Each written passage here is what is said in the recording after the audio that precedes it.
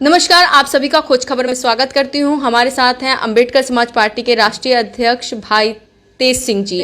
आइए इनसे जानते हैं इस्लाम धर्म के बारे में क्या विचार रखते हैं अपने। सर, इस्लाम धर्म के बारे में आप क्या विचार रखते हैं? देखिए, मैं इस्लाम धर्म के बारे में ज़्यादा नहीं जानता, लेकिन जो मेरी एसोसिएशन रहे, जो मेरे साथ रहे, उठना बैठना रहे, इतना तो जरूर जानता हूँ कि आज भी हिंदू है, खासतौर से सवर्ण हिंदू, ब्राह्मण क्षत्रिय वैश्य, हमें बराबर बिठा के खाना पसंद नहीं करता। जबकि इस्लाम में बराबर हैं, वो हमें अपने साथ बिठाकर खाना खाता है। हम लोग दीन इस्लाम जिंदाबाद भी बोलते हैं। दीन इस्लाम जिंदाबाद क्यों बोलते हैं कि यहाँ के हिंदुओं ने, खासतौर से ब्राह्मण क्षत्रिय वैश्यों ने हमें अछूत बना के रखा। वो कुत्ता बिल्ली को छू सकते थे, लेकिन हम इंसानों को छू नहीं सकते थे। हमें गांव से बाहर बसाया जा सकता था। जब इस्लाम के मानने वाले आए, मसावत का पैगाम लेके आए, तो वहाँ मुसलमानों ने, इस्लाम के मानने वालों ने न सिर्फ हमें बराबर बिठाया, बल्कि हमारे साथ एक दस्तरखान पर बैठ के हमारे साथ खाना खाया, हमें खाना खिलाया, इज्जत के साथ खाना खिलाया। आज भी है कि जिस इज्जत से मुसलमान, हम SC ST OBC को, दलितों को जिस इज्जत से मुसलमान खाना खिलाएगा, ठाकुर ब्राह्मण बनिया आज अपने घर में बिठा के खाना नहीं खिला सकता आज भी। अच्छा तो सर, आपकी पार्टी जो है अम्बेडकर समाज पार्टी है। अम्बेडकर जी तो है कहीं ना कहीं जो है इस्लाम में जो फैली बुराइयां हैं उसकी आलोचना करते हैं सर। उनकी एक बुक भी थी सर, थॉट्स ऑन पाकिस्तान करके, उसमें भी उन्होंने काफ़ी चीज़ें इस्लाम के बारे में बोली हैं कि उसमें ज़्यादा पाबंदियां हैं सर इस्लाम में। इसलिए उन्होंने इस्लाम धर्म को कबूल ना करके, अपना करके ना उसको, उन्होंने बौद्ध धर्म को अपनाया सर। मैडम, अगर आप मतलब जो उनकी अहम किताब है कुरान पाक हैं, ये कुरान शरीफ है जो मेरे हाथ में है। अगर आप कुरान को पढ़ेंगे तो उसमें कहीं भी कैसे नहीं है कि मानवता पर कहीं भी चोट हो। जो रहने की कला है, जो जीने की कला है, वो इस्लाम ने वो एक प्रिंसिपल सेट कर दिए हैं। आप कई बार आप कहेंगे कि भाई उसमें 4 पत्नी रखने का है। आज यहाँ 4 क्या 2 मुश्किल से किसी के पास, वही लाखों में एक के पास मिलेंगी। उस समय युद्ध होते थे, युद्ध चलता है। जो जैसी मेरी जानकारी है, I am not authority on Islam, मैं अथॉरिटी नहीं हूँ। उस समय क्या था कि लोग मारे जाते थे, उनसे औरतें बेवा हो जाती थी। उनको संरक्षण देने के लिए वो एक के साथ में एक आदमी 4 औरतों को भी इधर उधर न मारी फिरें, कोई को गलत काम न करें, तो चलो वो एक आदमी को, उसको महिलाओं को संरक्षण दे, बेवाओं को संरक्षण देने के लिए वहाँ से ये व्यवस्था, जैसी मुझे जानकारी है, वो हुई। तो यहाँ तो जब यहाँ हमारे यहाँ इसमें कृष्ण की 16,000 रानियाँ थीं। कोई राजा ऐसा नहीं था कि इसकी 10, 20, 50 तो नहीं होती थी। तो वो तो उसके हिसाब से था। रही बात इस्लाम की, इस्लाम बराबरी का संदेश, बराबरी। अगर हम मस्जिद जाएंगे, मस्जिद में अगर कोई भिखारी है, भिखारी अगर पहले लाइन पर खड़ा हो गया है और राजा बाद में जाता है, तो राजा ये नहीं कि राजा सबसे आगे आएगा, राजा भी सबसे पीछे जाके खड़ा होगा। अगर कोई अफसर है वो नमाज में बाद में जा रहा है, तो बाद में पीछे की लाइन में खड़ा होगा, आगे नहीं जाएगा। यहाँ तो मंदिरों में नहीं घुसने से। इस्लाम ही वो एक रेमेडी है जो यहाँ की सारी समस्याओं का हल है। बाबा साहब डॉक्टर अम्बेडकर ने जो धर्म की बात थी, उन्होंने सारे धर्मों का अध्ययन किया, और सारे धर्मों के अध्ययन के बाद में उन्होंने मैंने उनका स्टेटमेंट पढ़ा। जब अत्याचार नहीं रोक रहे थे दलितों के ऊपर, तब उन्होंने कहा भाई इस हिंदू धर्म को छोड़ो, इस हिंदुत्व को छोड़ो, आप कहीं भी जाओ, इस्लाम में जाएं, ईसाई बने, सिख बने या मुसलमान बने। तो बाबा साहब के कहने से उस समय भी 1950 से पहले भी तमाम लोग, हज़ारों लोग मुसलमान बने, हज़ारों लोग ईसाई बने जो आज दिखाई दे रहे हैं इस देश में, और हज़ारों लोग सिख बने। जब बाकायदा उन्होंने स्टडी की, तो मुझे एक स्टेटमेंट बाबा साहब का मिला है। उस स्टेटमेंट में ये किताब है, बाबा साहब doctor Ambedkar source material part 1 है उसमें। अच्छा सर, आप कह रहे हो कि जो भी है कि लाइन में खड़ा हो, ये हो, तो मौलाना जो होते हैं वो किसी दलित को मौलाना क्यों नहीं बना देते? मैडम, आज आप मस्जिदों में जाएंगे तो वो क्यों नहीं बना देते किसी दलित? जितना दलित बनाना चाहिए ना। देखिए, जितना मैं जानता हूँ वहाँ भी पसमानदा बोलते हैं, वहाँ भी दलित हैं, और दलितों में हज़ारों, मैं आपको लिस्ट दे दूंगा कि हज़ारों इमाम बने हुए हैं जो नमाज पढ़ाते हैं। लेकिन आप दलित को कैसे बना देंगे? दलित जब तक उनके मजहब में नहीं आएगा, दलित है अगर मालूम है हिंदू। अच्छा सर, मैं आपकी बात को यहीं पे काटती हूँ। हाँ। क्या कोई मुस्लिम बौद्ध धर्म अपना सकता है? क्योंकि बाबा साहब अम्बेडकर जी ने तो बौद्ध धर्म अपनाया था। देखिए, बाबा साहब अम्बेडकर ने कहा, जो संविधान कहता है, बाबा साहब की सबसे बड़ी किताब जो आप देने इस्लाम धर्म की बात करते हैं कि वो उनमें चला जाए दलित, लेकिन क्या कोई मुस्लिम बौद्ध धर्म अपना सकता है? देखिए यहाँ धर्म की आज़ादी है। कई मुसलमान हिंदू भी बने हैं, लेकिन मुसलमान ज़्यादा बन रहे हैं। जो मैं अभी आपका जो सवाल था कि जो बाबा साहब अम्बेडकर ने बुद्ध धर्म ग्रहण किया, बिल्कुल मानता हूँ ग्रहण किया, 14 अक्टूबर 1956 को किया।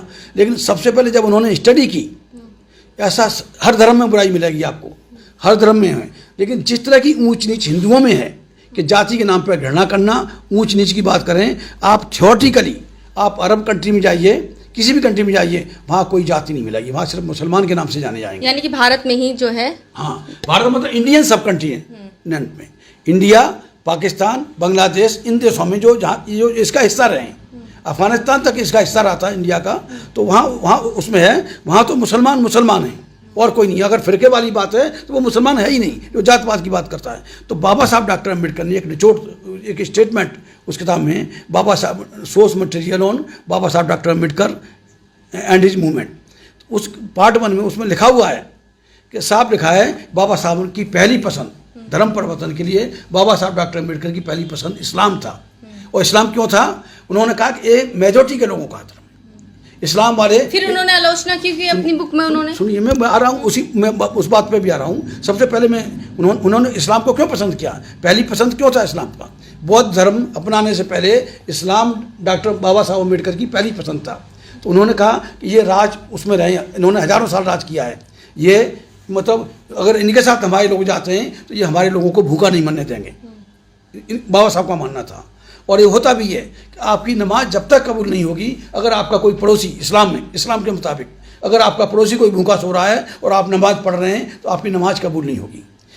दूसरी बात, वो पूरे देश में फैले हुए हैं जो सामाजिक सुरक्षा मिलनी चाहिए, अछूतों जो जुल्म होते हैं, अगर हम इस्लाम में जाते हैं तो सारे मुसलमान हमारी रक्षा के लिए आएंगे। वो हर जगह हैं, हर शहर में हैं, हर कस्बे में हैं, गांव देहात में भी हैं, पूरे देश में बराबर फैले हुए हैं। अच्छा सर, मुझे बात पूरी कर लें कि सामाजिक सुरक्षा मिलेगी। और तीसरी बात, अगर हमारे लोग इस्लाम को कबूल करते हैं, दलित लोग, तो इस्लाम के दलित और मुसलमान, दलित का मतलब सिर्फ सुलूकात नहीं है, SC ST OBC का माने दलित है, दलित का मतलब वो दला हुआ, और जो संपर्क में आया है वो दला गया है। तो जो आज का OBC है सही माने में वो सही दलित है, कि वो रगड़ाई उसी की हुई है, दला उसी को गया है जो उनके संपर्क में आया। अछूत थे तो वो तो आउटकास्ट थे, बाहर थे, जो इंडोर सर्विस देते थे उनको दला गया, वो दलित थे। तो अगर हम अगर हम इस्लाम को कबूल करते हैं तो फिर हम यहाँ मेजॉरिटी में होंगे, फिर हमारा राज भी होगा, और राज होगा तो जो पॉलिटिकल राइट है, जो इस्लाम धर्म हो जाएगा, जो अपना लेंगे फिर उनका तो आरक्षण ही खत्म हो जाएगा। तो खत्म नहीं, आरक्षण की जरूरत क्या पड़ेगी फिर, जब मुसलमान हमें भूखा नहीं मरने देगा, मुसलमान हमारे ऊपर जुल्म नहीं करने देगा, तो फिर हमें आरक्षण की जरूरत क्या रहेगी? वो तो बांट के खाने वाले हैं, वो बांट के खाने वाले हैं, खिला के खाने वाले हैं, वो ऐसे लोग हैं। इस्लाम ही एक रास्ता है। बाबा साहब डॉक्टर अम्बेडकर ने बुद्ध धर्म किया, और उस समय को अगर उस परिस्थिति को पढ़ेंगे, परिस्थिति ऐसी थी, अगर डॉक्टर अम्बेडकर खुल के इस्लाम की वकालत करते तो वो निश्चित तौर पर बाबा साहब डॉक्टर अम्बेडकर का मर्डर हो जाता। उस समय के ब्राह्मणवादी, देखिए ये बाबा साहब अम्बेडकर एक वो थे, आप मदन मोहन मालवीय को जानती हैं, मदन मोहन मालवीय ने बाबा साहब डॉक्टर अम्बेडकर के हाथ का छुआ हुआ पानी नहीं पिया था, हैं? और मौलाना हसरत मोहानी थे, उन्होंने बाबा साहब अम्बेडकर को उसी समय अपने घर बुलाया, और घर बुला के उनके साथ बुला के खाना खाया। मैं भी गया, एक मौलाना हैं, मौलाना कलीम सिद्दीकी साहब हैं, मैं उनसे जब मिलने गया तो सारा हुआ, मैं जैसे पानी रखते हैं ना, मैंने पानी रखा वहाँ पे, और थोड़ा पी के रख देते हैं, तो मैंने रखा, और वो मौलाना बहुत बड़े मौलाना हैं, वो उन्होंने तुरंत उस गिलास को पूरा पानी, मेरा झूठा पानी पिया। क्या ये हिंदू कर सकता है? कभी नहीं करेगा। ब्राह्मण करेगा? नहीं करेगा। क्षत्रिय नहीं करेगा, वैश्य नहीं करेगा। और यहाँ तो इतना है कि इनका असर जो जहर है, जो जातवाद का जहर, उन्हीं तक सीमित नहीं है, हमारे आपस में भी इन्होंने जहर भर दिया। ऐसी वो जो 6743 जातियाँ हैं SC ST OBC की, वो आपस में भी वो ऐसे बांटे हैं, उनमें भी वो जातवाद का जहर हो गया, वो भी एक दूसरे से नफरत करते हैं। अगर वो नफरत खत्म हो जाएगी तो हम इकट्ठे देख लो, वो कहेगा मैं जाटा हूँ, तो वो कहेगा कि मैं पासी हूँ। हाँ, ये जहर जातियाँ हमने नहीं बनाई, जातियाँ ये आर्य आया, यहाँ पे हिंदू आर्य आया, ब्राह्मण आया, हैं, इन्होंने जातियाँ बनाई, इन्होंने सवर्णों ने जातियाँ बनाई और इनसे काम लेने के लिए। मेन चीज़, एक बार मैं राजस्थान गया था, तो राजस्थान में किसी आदमी ने कहा था कि साहब ये जो यूपी और बिहार में जो जुल्म होते हैं हमारे राजस्थान में नहीं होते। तो मैंने उनको कहा था, ओबीसी के थे वो, प्रजापति समाज से, मैंने कहा प्रजापति जी, जिस दिन आप इन राजपूतों को, ब्राह्मणों को और इनको फ्री सेक्स और फ्री लेबर सप्लाई करना बंद कर दोगे तो तुम्हारा हालत यूपी और बिहार से भी बुरा यहाँ पे हो जाएगा। तो आज भी वहाँ गुलामी की प्रथा है, आज भी राजस्थान में। तो ये इसकी कहानी है। तो इस्लाम ही एक रास्ता है, इस्लाम ही रेमेडी है। मैं बुद्धिज़्म के बारे में बात कर रहा था, बाबा साहब ने बुद्धिज़्म अख्तियार किया। बुद्धिज़्म में कहीं कोई कमी नहीं है, बिल्कुल जो इस्लाम है वही बुद्धिज़्म है। बराबरी की बात होती है, मुसावात का पैगाम है, स्वतंत्रता, समानता, भाईचारा है। बुद्धिज़्म में भी है, इस्लाम में भी है। लेकिन बाबा साहब डॉक्टर अम्बेडकर ने जब धर्म परिवर्तन हुआ तो हमने क्या हुआ कि हमने चोला नहीं बदला। अगर भाई तेज सिंह पहले हिंदू था, चमार था, तो आज बुद्ध रह के भी वही है, जाति पूछी जा रही है। एक 341 आर्टिकल है, इन्होंने क्या किया, संविधान में नहीं था ये, संविधान में जाति के उस पर नहीं था। इन्होंने क्या हुआ, 10 अगस्त 1950 को एक प्रेसिडेंशियल ऑर्डर इशू कराया कि जो भी दलित हिंदू होगा, सिख होगा, उसको तो रिजर्वेशन मिलेगा और किसी दलित को नहीं मिलेगा। तो आर्टिकल, उसको बाद में आर्टिकल 341 शुल्क कास्ट के लिए और आर्टिकल 342 डाला कि उसमें आर्टिकल 341 और 342 संविधान के बाद में नाजायज तरीके से कि कोई भी अगर ऑर्डर है, प्रेसिडेंट का ऑर्डर है, अध्यादेश है, तो जब तक कानून नहीं बनता, जब तक पार्लियामेंट से पास न हो जाए। लेकिन आर्टिकल 341 और 342 आज तक वो मतलब पार्लियामेंट ने नहीं पास किए, लेकिन नेहरू की कैबिनेट ने सब बदमाशी से उसमें करके संविधान में जोड़ दिए।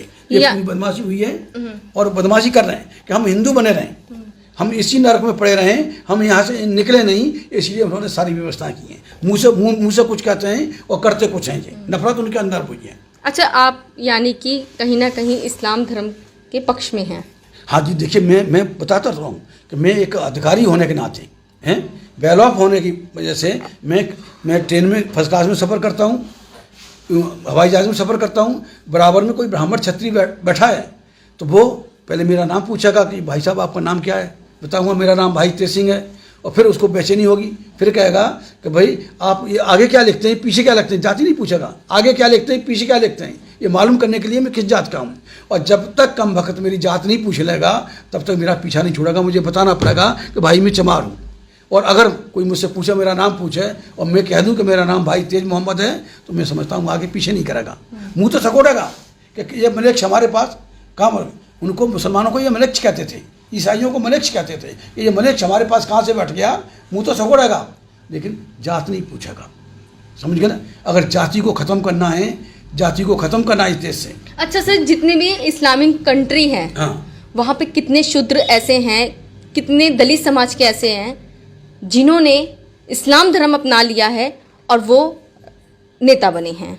देखिए मैडम, मैं और कंट्री की बात नहीं कर रहा हूँ, दूसरे कंट्रियों में वहाँ ये जातवाद। आप यहाँ की भी बात कर लीजिए। नहीं, पाकिस्तान की बात करता हूँ। किसने बना दिया? मैं मतलब कि कौन से ऐसे मुस्लिम जो भी मौलाना होते हैं या फिर कुछ जो उनके नेता होते हैं मुस्लिम जी धर्म के, उन्होंने कितना उनको राजगद्दी पे बिठा दिया? जी, ये बहुत सही। मैं उसमें 2019 में जुलाई 19 में मैं पाकिस्तान गया था। कराची यूनिवर्सिटी ने मुझे बुलाया था, वहाँ एक सेमिनार थी, उसमें मुझे बोलना था। कई 78 देशों की सेमिनार थी, इंडिया से मुझे अकेले को बुलाया गया था। उस सेमिनार में जब मैं वहाँ गया, मैंने अपनी बात रखी तो मुझे बताया गया कि वो इंडिया से एक दलित नेता, फायर ब्रांड दलित नेता आए हैं, वो अपनी बात रखेंगे। जब मैंने बात अपनी वहाँ रखी तो वहाँ वाइस चांसलर ने मुझे इस तरह से करके मुझे हक किया, और वहाँ एक मेंबर पार्लियामेंट, जिनको सीनेटर कहते हैं, हमारे यहाँ MP बोलते हैं, वहाँ सीनेटर बोलते हैं।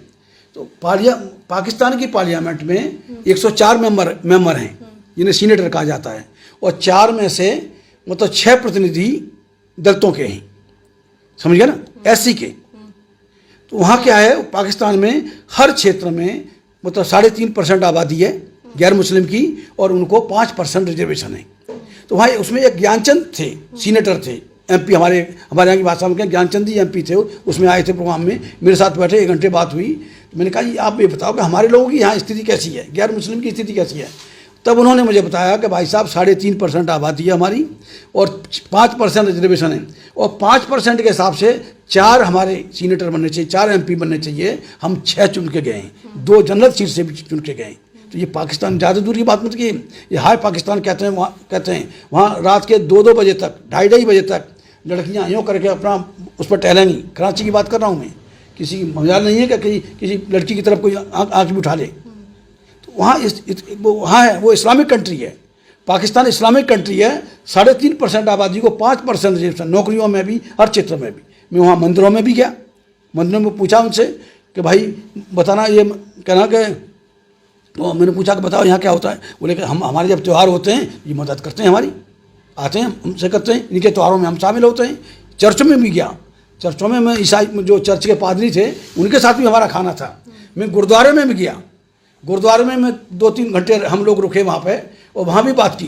बोले साहब किसी तरह का कोई वो नहीं है, और झगड़ा तो कहीं किसी में भी हो जाएगा, मुसलमान भी झगड़ा करता है। तो वहाँ ऐसा जाति के आधार पर, धर्म के आधार पर वहाँ पाकिस्तान में कोई बदमाशी नहीं है। जब पाकिस्तान में बदमाशी नहीं है तो वहाँ अरब में, ईरान में, अफ़गानिस्तान में, दुबई में वहाँ क्या होगा? वहाँ कहीं कुछ नहीं है, वहाँ तो जातियाँ हैं ही नहीं।